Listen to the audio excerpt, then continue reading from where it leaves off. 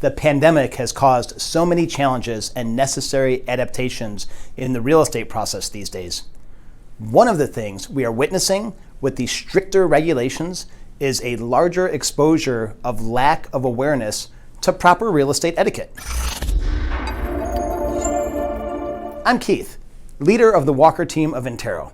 I'm a second-generation realtor who's been full-time for over 22 years, runs a sizable team here in Silicon Valley, and has taught, coached, and spoken in front of large audiences of realtors. My career has spanned both old school techniques and modern technology, and I want to share a couple of tips for my industry on having a fantastic real estate etiquette. Number one, read the agent comments in the MLS. The more knowledge we all have, the better. Agent comments were written for us as realtors so we can get all of the inside and pertinent information. Some of this information is critical: showing instructions, offer date information, desired terms, and even COVID restrictions.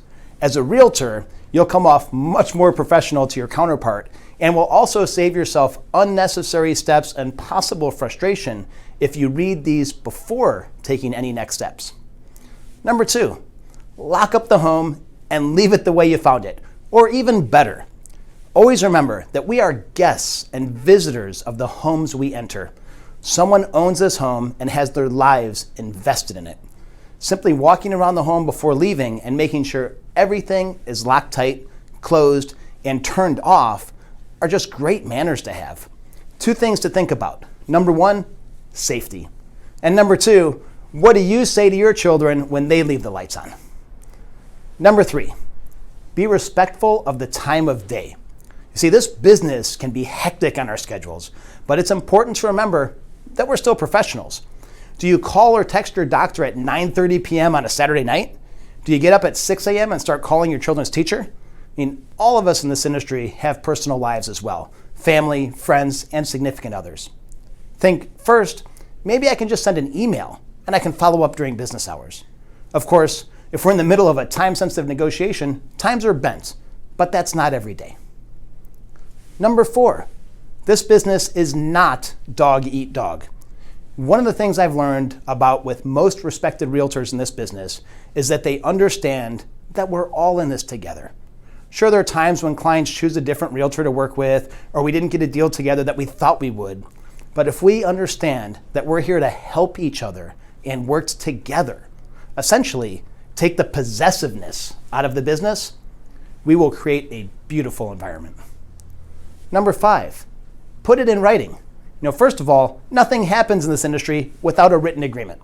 Secondly, our profession includes writing and submitting offers and the disclosures that accompany them. By trying to bypass these steps, the realtor is not only doing their client a grave disservice, but their counterpart will generally question their professionalism and commitment to the property and transaction. Number six, adapt to the changes. Just like the rest of the world, and something that's always accelerated here in Silicon Valley specifically, things change at a blistering pace. Some of it's hard to keep up with and can indeed be frustrating to both experienced and new realtors. One of the things I've learned, though, is as technology and styles of exchange adapt, we need to as well. We all might even learn something extremely helpful in the process. Thanks again for listening to me on this video, and I hope there's something good for you to take out of this. Following these suggestions will not only help with your reputation in real estate, but will actually even help you get deals accepted for your clients. Once again, I'm Keith with the Walker team of Intero Real Estate. I'm here to educate and navigate, not speculate and fabricate. I welcome your comments and feedback. We'll see you next week.